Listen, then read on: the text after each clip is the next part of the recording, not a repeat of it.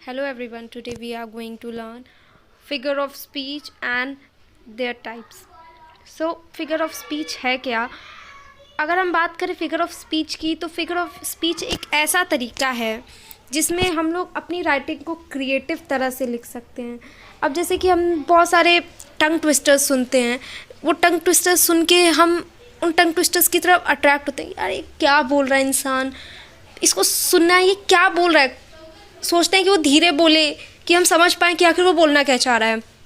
या फिर अगर हमें किसी की तारीफ़ करनी होती है तो हम क्या कहते हैं कि तुम्हारी आवाज़ एकदम कोयल जैसी है, तुम बिल्कुल परी की तरह सुंदर हो। हम लोग ये सब कहते हैं ना, हिंदी में हमने काफ़ी बार सुना होगा।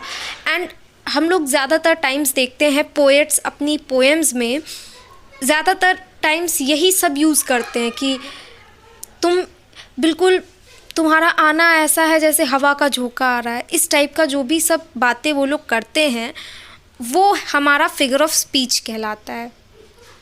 इसके काफ़ी टाइप्स हैं जिसे हम आगे वीडियो में पढ़ेंगे। सिमिले एक ऐसा फिगर ऑफ स्पीच का टाइप है जिसमें हम दो अलग अलग चीज़ों का कंपैरिजन करते हैं जिसका आपस में कोई ताल्लुक, कोई कनेक्शन नहीं होता है। इसकी पहचान लाइक और एज है।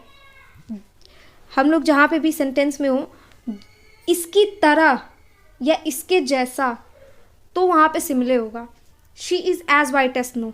स्नो एक अलग चीज़ है, शी एक लड़की है, लेकिन फिर भी दोनों के बीच में एक कनेक्शन बनाया गया है।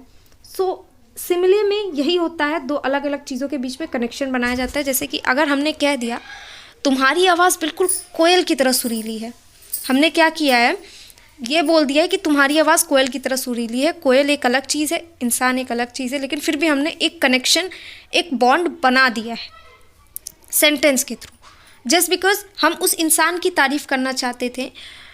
तो ये सिमिले में होता है।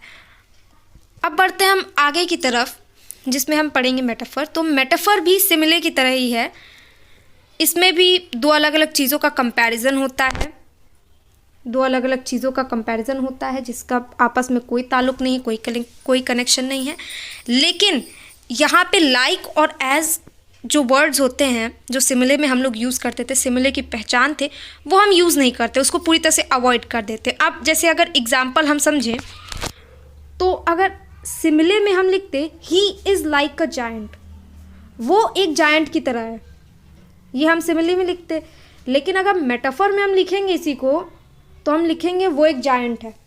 मतलब मेटाफर में हम कंपैरिजन नहीं करते, हम उस इंसान को उसकी तरह ही बता देते हैं। जैसे अगर हमने कहा सिमिले में हम कहते हैं तुम चांद की तरह खूबसूरत हो, लेकिन हम मेटाफर में क्या कह देंगे, तुम चांद हो।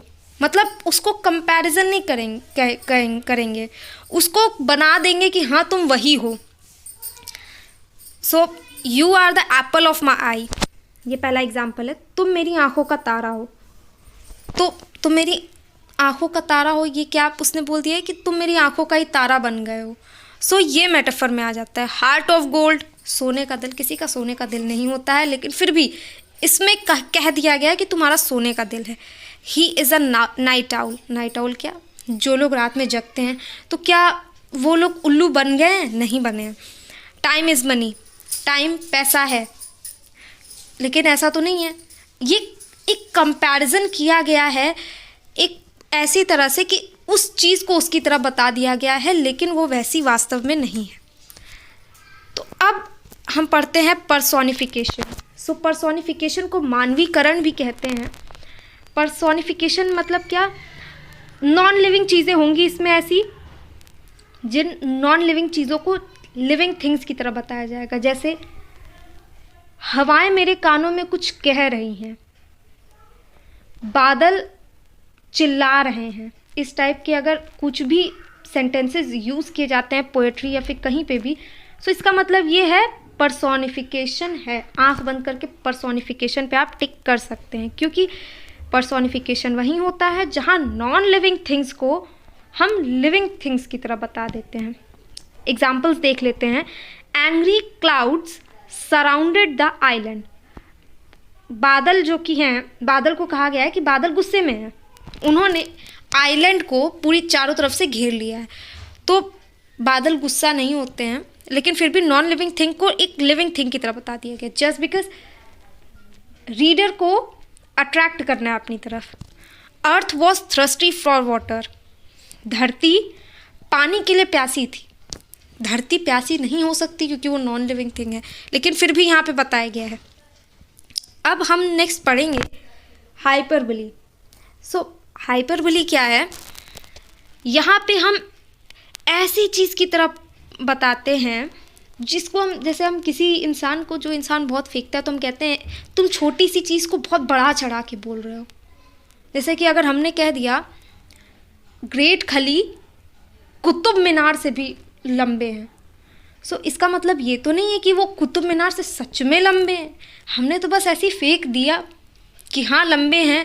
अब अगर सामने खड़ा करके देखा जाएगा तो नहीं होंगे ना। सो उस हिसाब से देखा जाए तो यहाँ पे बस वही जो हम लोग कहते हैं कि तुम बहुत फेंकते हो, तो वही यहाँ पे काम होता है। Usain bolt runs faster than the winds. Usain bolt जो हैं, हम मानते हैं वो तेज़ दौड़ते हैं, लेकिन ऐसा तो नहीं है कि वो हवाओं से भी ज़्यादा तेज़ दौड़े। It has been ages since I have had a proper meal. मतलब इसमें ये कहना चाह रहा है कि मतलब बहुत टाइम हो गया है इंसान को, बहुत सदियों हो गए हैं जब उसने एक प्रॉपर मील खाया हो, प्रॉपर खाना खाया हो। तो ऐसा तो हो नहीं सकता, इतने टाइम तक कोई भूखा रह नहीं सकता है। अब हम नेक्स्ट है पन। तो ये क्या है? हम लोग पन को इससे याद रख सकते हैं। पन मीन्स फन, जो हम वर्ड सुनते हैं, फन मतलब मज़ा, तो पन को फन से याद कर सकते हैं। इसमें जनरली ह्यूमरस चीज़ की बात होती है, जब कभी भी ऐसी बात की जाए जो इनडायरेक्टली मजाक कर रही हो, ठीक है। जैसे कि a bicycle can't stand on its own because it is too tired। एक बाइसिकल मतलब एक साइकिल मतलब खुद से नहीं खड़ी रह सकती। क्यों? क्योंकि वो बहुत ज़्यादा थक चुकी है। 2 टायर होते हैं साइकिल के, हाँ, तो इसमें ये हो गया। और 2 टायर्ड हम लोग तब बोलते हैं जब कोई इंसान बहुत ज़्यादा थक जाता है। तो यहाँ पे डबल मीनिंग होता है, एक चीज़ का डबल मीनिंग में करके मजाक उड़ा देते हैं।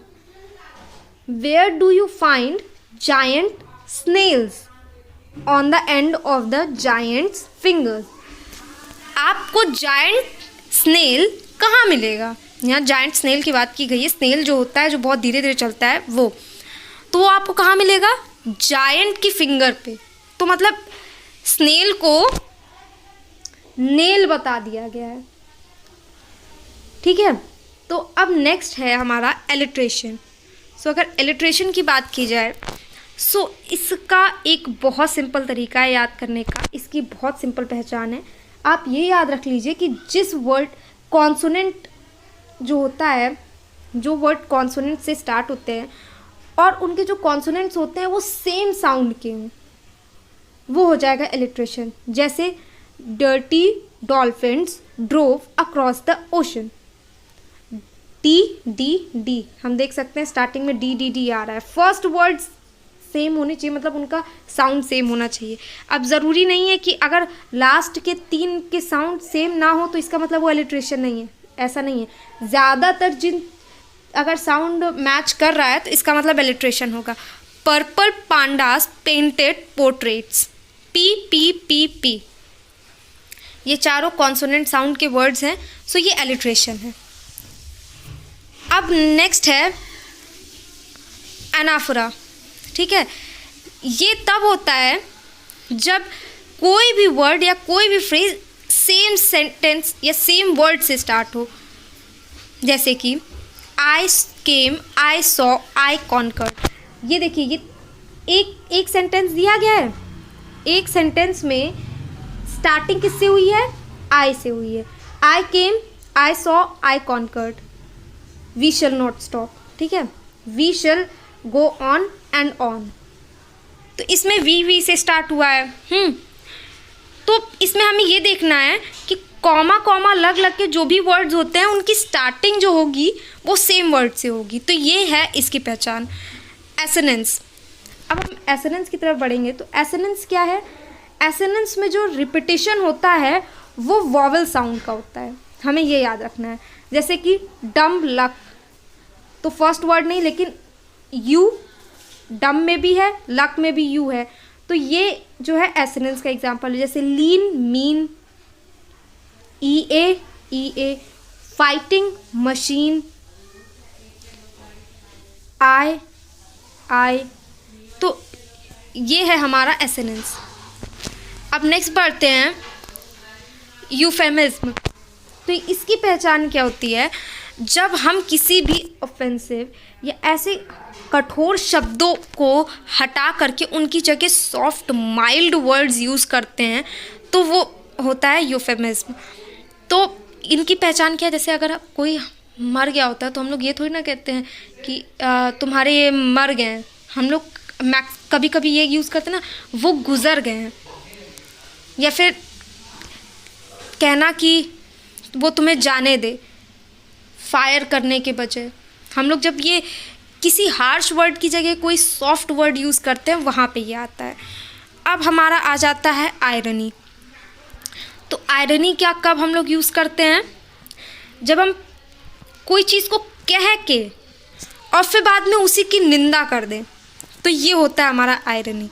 ठीक है, जो मतलब हम लोग ने कहा है और जो उसका मतलब बनता है वो उसका अपोजिट। ठीक है, a traffic cop got a ticket for parking in a no parking zone.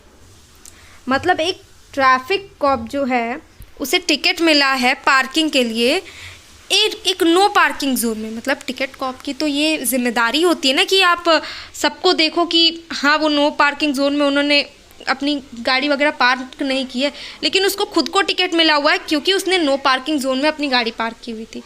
सो ये एक इनडायरेक्टली आयरनी हुई है किस पे? ट्रैफिक कॉप पे। तो ये हो गया।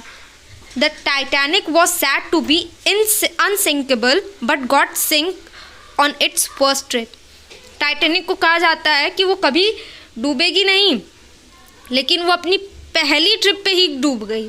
तो यहाँ पे पहले तो एक सेंटेंस कहा गया लेकिन फिर बाद में उसी सेंटेंस का कटाक्ष कर दिया गया है। सो ये है हमारा आयरनी।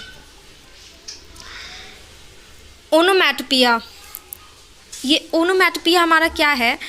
जो जब भी हम कोई भी सेंटेंस बोल रहे हैं तो उसमें हम किसी टाइप के साउंड की बात करें। जैसे कि अगर हम कहते हैं कि दरवाजे खटखटा रहा है वो इंसान, या फिर हम कहें हवाएं मेरी खिड़कियों को खटखटा रही हैं।